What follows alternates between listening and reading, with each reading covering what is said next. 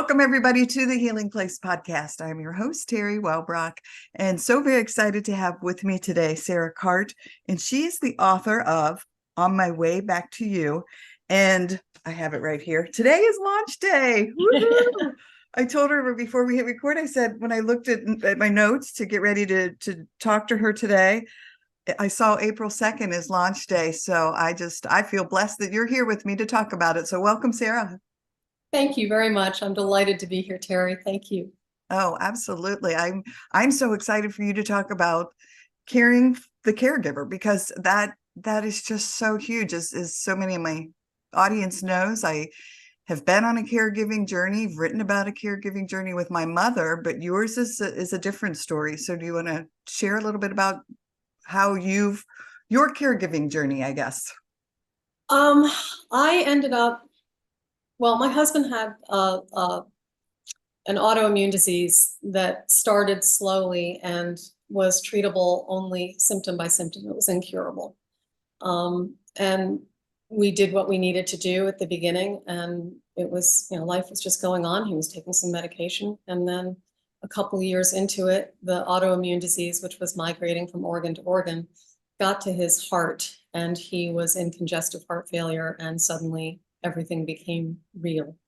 And I realized that I wasn't just playing at being his medical secretary and his chauffeur and nurse, but that I was actually full on doing that all the time.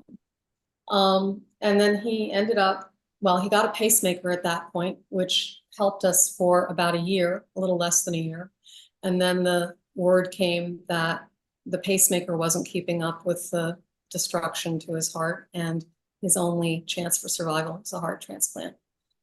And we were working to get him on that list, not succeeding very well. He was getting worse and worse. He was on IV antibiotics, which I was having to administer at home, in pain all the time. All of our conversations began with my asking what hurts or how can I help. And we were early 2020. Everyone could see he was dying. And then his kidneys failed 10 days after the world shut down, and he ended up in the ICU. So at that point, my caregiving was purely by the phone, talking to doctors and nurses, and on occasion FaceTiming with him, but that had to be facilitated by overly stressed nurses.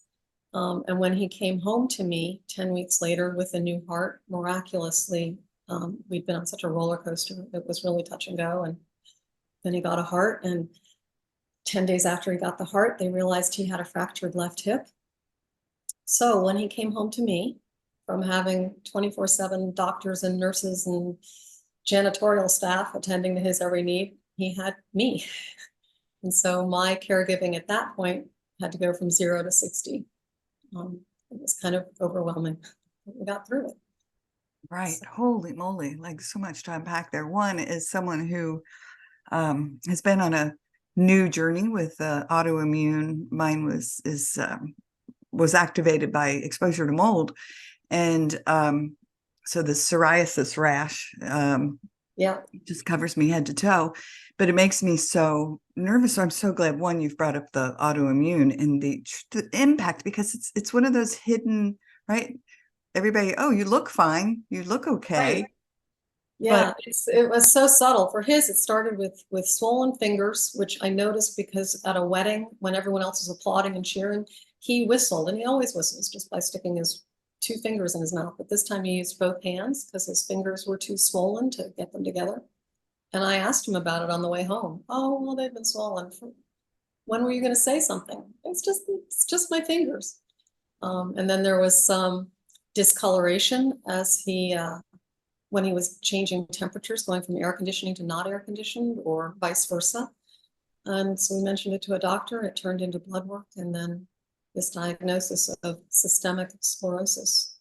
And they put him on autoimmune medications right away, which helped. One of the primary issues with systemic sclerosis is a skin issue called scleroderma. And so they wanted to nip that before it even started. And so we were very lucky on that score. And then when we learned he needed a transplant, I was in a panic, because at that point, as each symptom had come up, new meds had been added to his routine. And I was like, what are we going to do after a transplant? There are all those medications. And a dear friend who is a transplant surgeon said, Sarah, he's already on all those meds. We know he can tolerate them. So that was a huge blessing. Yeah. Well, so many miracles happened. I mean, the fact that he was able to get a heart, but wow, the impact of COVID. So, and being isolated from him. And I mean, can you talk about that impact on one, him, and as on you as a caregiver to just be sitting there unable to help? It it was overwhelming and exhausting. Um, but two, I was relieved that I wasn't having to drive to the hospital every day, or that I wasn't having to stay in a hotel near the hospital. That, I mean, I wouldn't be allowed to see him, so I just needed to stay home and hunker down. So in that sense, I was someplace where I was safe and comfortable, and I was really grateful for that. And for him, where he was isolated in the hospital, he didn't really have the time to realize that I wasn't there. I mean, he knew it, but he had so much attention and so much going on. What he missed was being able to see the sky and hear the birds and be outside, because that's just such an important part of who he is and how he functions. But the miracle of his getting a heart during COVID was that the only people who were being taken into the operating rooms at that point were people in emergency situations. You had an appendectomy, or you've been in a car accident, because they couldn't, we forget that the COVID tests were taking 4 and 5 days to get results back. And so they weren't just simply calling someone and saying, hey, we have your heart, because they couldn't take you, we have a heart for you, because they couldn't take you into the operating room until they knew you were COVID free. So I don't know what the statistics are. One day, maybe I'll have the emotional strength to look up the people who got transplants in the spring of 2020 and what their survival rates are, because they were people who were dying. Right. Oh my gosh, just so heartbreaking, all of it. Um, yes, and how it transpired. So now let's move to the happy and hope part of it. You launching this book and writing this, yeah, your journey through this. So gosh, I know one of the things that I had been sent is some of the really, I say, empowering suggestions and recommendations that you give to those that are on a caregiving journey. Can you share some of your insights on that, please? Well, let me start by saying writing writing on my way back to you was a way to process what Ben and I had been through. Um, Journaling is one of my go-to um, ways of dealing with stress. And for other people, it might be yoga or meditating. I did do some meditation through this, through the ordeal, through the 10 weeks that he was gone. And people who know me well are just amazed that I was able to sit still that long. But it was really important and helpful. One of the other things that I really deeply believe is to develop some sort of faith practice. If you don't have one, do so when you don't have to. It's a version of strength training. It doesn't have to be church or a synagogue or a temple. It can be yoga or meditation or even breathing exercises, something that brings you blessings and grace and grit, because in the thick of the battle, you'll need somewhere to plant your feet so you can stay strong. The breathing exercises were huge.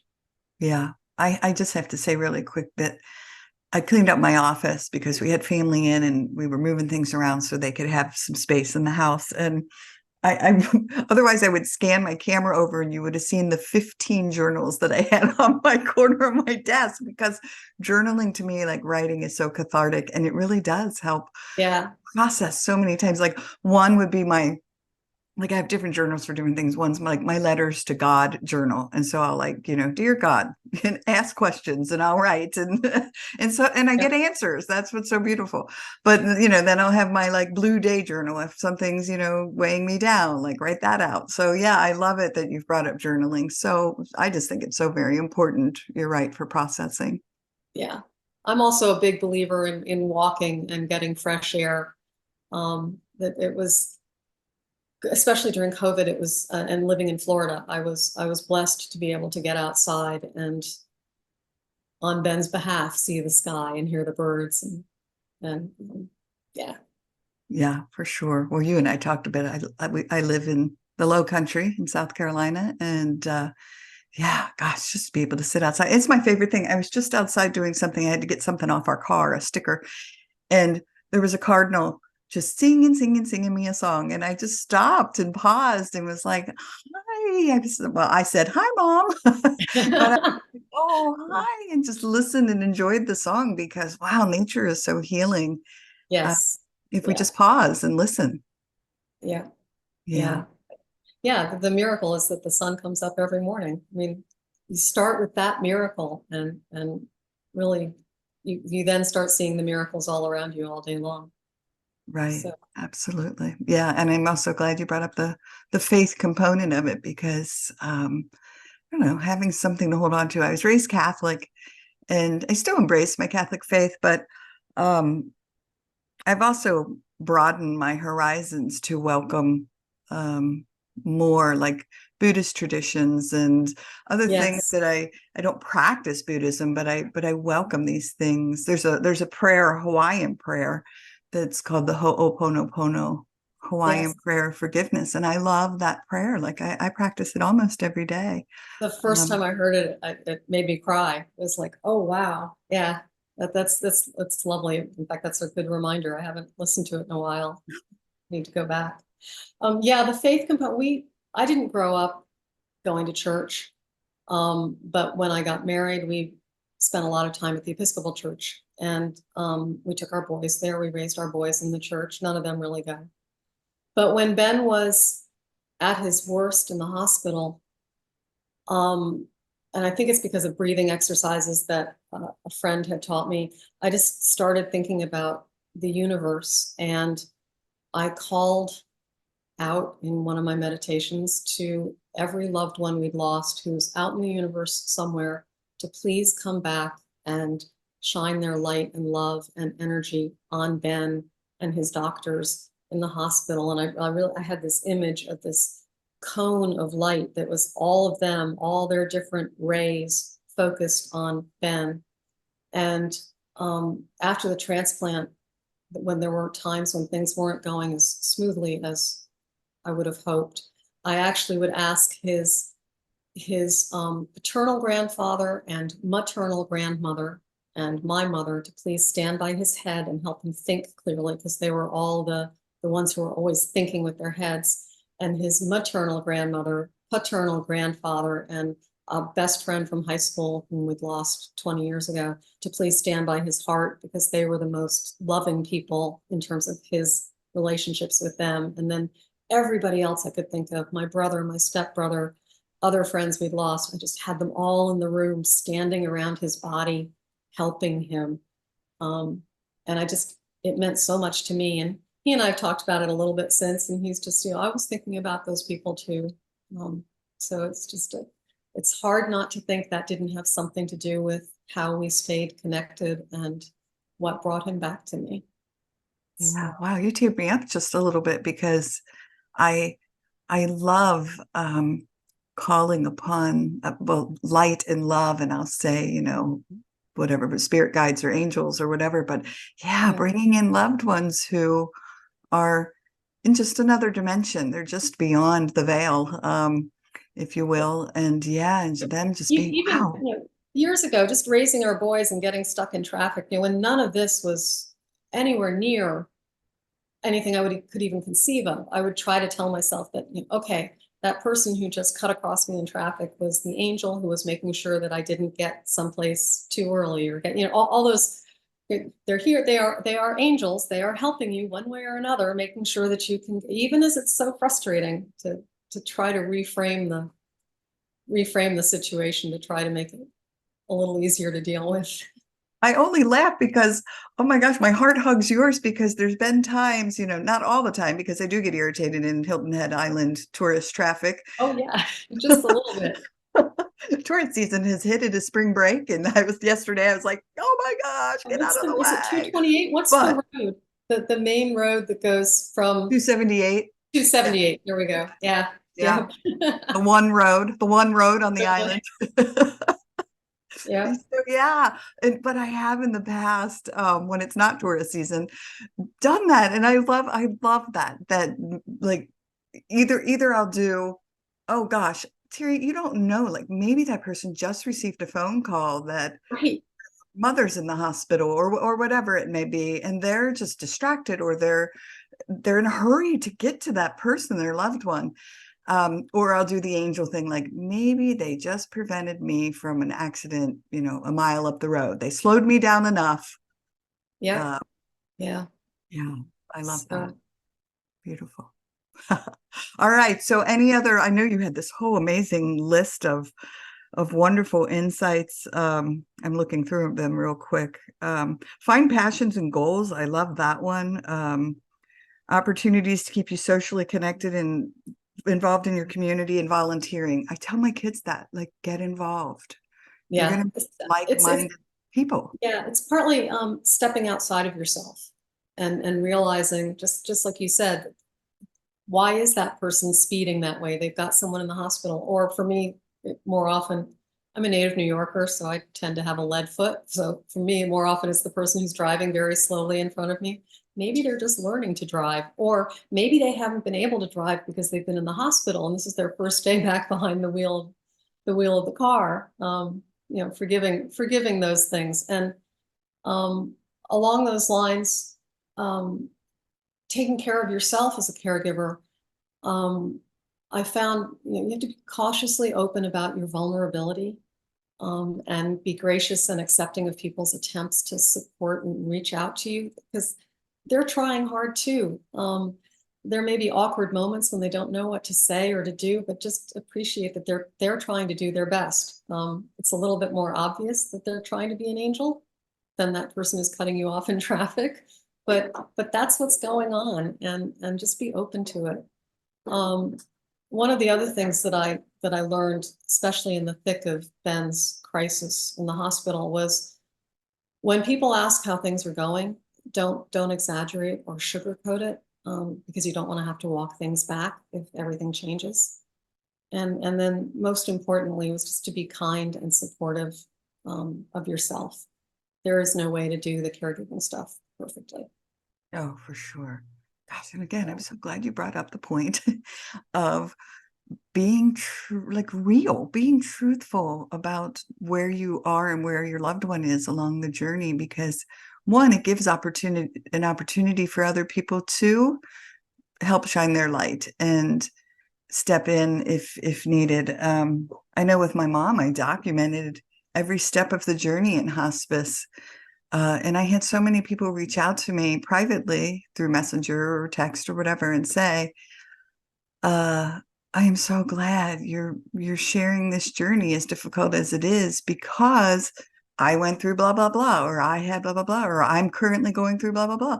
And it just helps others to feel not so alone, right?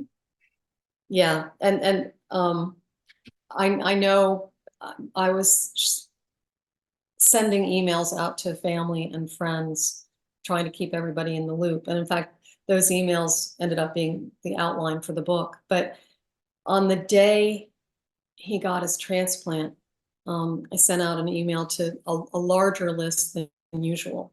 And the responses that I got from people, because here we were a month into COVID, and people, everybody had been locked down, flattening the curve. The emails that I got back were, oh my goodness, some good news. Thank you for some good news. They were just so grateful for being included in the spreading of good news, because everybody was going through something. We happened to be going through something really different. But everybody was facing challenges. I mean, my goodness, and how dare I say that? There were people who were losing relatives in the hospitals left and right and couldn't go say goodbye. Yeah. So, Well, I tell folks all the time, it's not a trauma comparison. You were going through something. It was different than, those who were losing people. But gosh, still the impact, pain is pain and heartache is heartache. And so, um, yeah, well, I mean, again, what a gift this is to put your story out there because it's going to impact people's lives in such a positive and beautiful way. oh, thank Um, yeah, I had something that I was going to ask you and it popped right out of my head. So you. it'll come back if it wants to. So oh, that's what it was. How's Ben doing? So how is he on his journey? Oh my goodness. He is taking about 200 pills a week still. He will for the rest of his life. But I tell people all the time that he is doing wonderfully, and it annoys me on occasion, and that is wonderful and a blessing. And I just, I'll roll over in the night because he's snoring and think, how lucky am I? I wish I could sleep, but this is really amazing. Yeah. Yeah. Oh, I love your mindset. Like it's just my choose happy sign right here, right? Like it's just Yes. such to be able to, even in the midst of chaos, to be Yeah. able to find peace and joy and moments of joy. I think that was such a huge lesson for me along my own personal journey, from trauma to triumph. Was I always thought I had to be fixed or cured or whatever to you know, be able to share a light of hope. Like, oh, wait, you have to wait till you get to this destination. But no, that's when the light shines the brightest, is in the middle of a storm, in the middle of the chaos, when you're able to put it out there and be like, yeah, it's really, really crappy right now. However, It's the broken places are where the light comes through. Yeah. And even when Ben and I mean, we things are going so well now that on occasion we get snippy with each other and we'll kind of stop and look and just the miracle. He had to learn to walk again, for example. And so when we're being snippy, he'll walk over to the staircase and say, look at me doing reciprocal steps, and we'll walk up the steps and turn and walk back down. Or, I got out of bed all by myself this morning with no railing. Just reminding ourselves how incredibly blessed we are. It's been amazing. oh, And, I'm so glad he's doing well. And yeah, I mean, just what a gift for you well, both. even when things were really bad and we knew he was dying. He Even as I was caring for him, he was making a special point of caring for me. He would ask me what scared me about losing him. He would, it's everything from the practical, the plumbing, to the pay attention to the check engine light. It's not going to ring. It's not going to hit you over the head with a hammer. To the conversations about what he wanted us to do with his remains or gifts in his memory. In that moment, they actually brought us closer together and were preparing me for a time when he wouldn't be there. And so we have an extra closeness because we've had those conversations now. Yeah. Wow. That's just like brought back a memory of me talking with my mom about, living without her, and before she was no longer able to communicate and speak. And it really was, as difficult as it was, as the tears were streaming down my Right. face and hard on my heart. But it was a blessing to, I don't know, I guess kind of have that closure. Yeah, you don't want your grieving to rob them of the last of their lives, but you also need that connection and to share those things with each other. So, Yeah. Wow, empowering and beautiful. Well, I certainly want to give you an opportunity, before we close out here, to share any insights or final words of wisdom with the listeners. um, for me, it would be, um, if you're already an organ donor, thank you. If you haven't considered it, please consider it and let your loved ones know your wishes. We lost a dear friend 27 years ago, and thanks to her family knowing her wishes and acting quickly, 5 patients' lives and their families' lives were positively impacted, and just the ripple effect is so tremendous. And we are forever grateful to that family who turned their darkest hours into our miracle. Yeah. Oh, that's beautiful. Thank you. Well, my mom donated her body to medical science, and she had done that, gosh, when I was a kid. She had done that through the University of Cincinnati. And the running joke with my dad, my parents were such jokesters. So my dad would always say, yeah, your mom donated her body to medical science. There's parts of her that have hardly been used. And so he would always like point to his head. Oh But dear. it was just such a gift. Again, there's probably not a lot that she organ wise at 87 that she could give, but she's offering that gift of research and Yeah. being able to understand, well, particularly with her, the impact of alcohol, on her liver, on her brain, on her tissues. So yeah. And the education is so, so important for those medical personnel who pave the way forward when possible. Yeah, for sure, for sure. Well, it's just been such a joy. I love your energy. I love your light. Thank you so much for joining us. Thank you for putting your book out. I'm doing big celebrations. I'm going to put a post out today on all my socials and with me holding the book or one of the Terry, dogs thank holding the you. book or something, Thank and you. send people to is it a launch on Amazon? Yes, Okay. yes, and any local bookstore should be able to get it as well. Okay. So Well, I'll share my Amazon affiliate link and yeah, put it out there into the universe. So yay. thank you.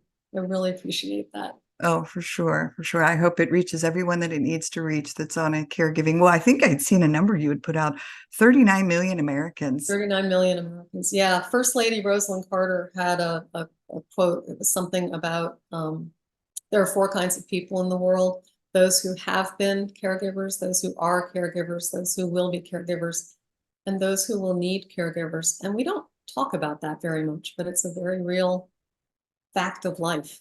Um, it, Oh, yeah. I mean, I had seen that when we did our book launch in January. Same quote. We used there it you quite go. a bit because it's so very true. Yeah. If we haven't been a caregiver, we're probably most likely odds are we're going to need Yeah, caregiving. unless you're hit by the bus, you really are gonna Right. you're gonna be at one end or the other of that equation. Right. So, Exactly. Exactly. So last question, how do folks connect with you, find you? um, www.sarahcart.com, SARAHCART.com. And I think it has to have that www there, or you end up somewhere in the ether. Okay.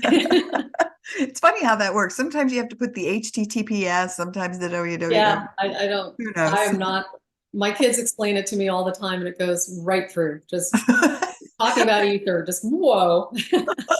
I'll never forget my middle kiddo, my youngest son. He was just like me on Instagram. Mom, you do not have to put like 40 hashtags. Like it's like I'm trying to hit everything. So no, that's not the way it works. Oh, well. Oh my gosh. Well, it's just been a delight. Thank you so much for being here with me today. Terry, thank you, and good luck with your podcast. It's awesome to see you and to read about your podcast success. It's great. Oh, Thank you. thank you so much. Thank you. All right. Well, everyone, thanks for joining us today on the Healing Place podcast. And remember, until next time, be gentle with yourself. Thanks. Bye-bye. Hey, everybody. Terry Wellbrock here. Just wanted to thank you again for being a part of this healing space and my hashtag Hope for Healing journey. Thank you for sharing, liking, inviting others to join, listening in. You've really helped this show blossom. It has now been downloaded in 136 countries and is in the top 2% globally out of 3.2 million shows, which is just amazing. And it's all because of you and your tuning in and inviting others and sharing and liking and loving. And your reviews on Apple really help too. My goal is to hit 100 5-star reviews by the end of the year. And I am closing in on that. So if you are listening in on Apple or Apple Podcasts, please go and rate the show and leave a review if you absolutely love it. And I would be most appreciative. Also, if you would like to receive my monthly Hope for Healing newsletter, please be sure to go to terrywellbrock.com. It's TERI, just one R, WELLBROCK.com. And I have a gift to send you for signing up for that monthly Hope for Healing newsletter. Plus, there are many other resources listed on that page, including a resource library. All right. Thanks. Bye-bye.